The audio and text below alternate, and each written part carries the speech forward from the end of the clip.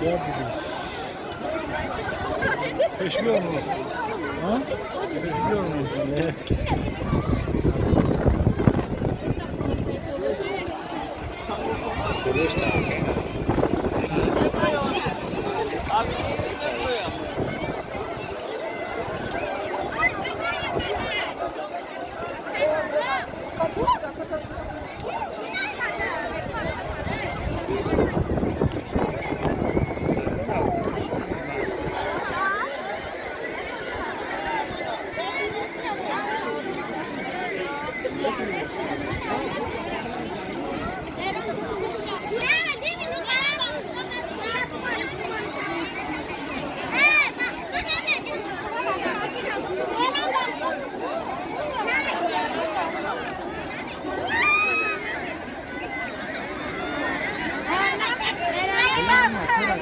Ya ismi kaldı. Tabii şey, ismi.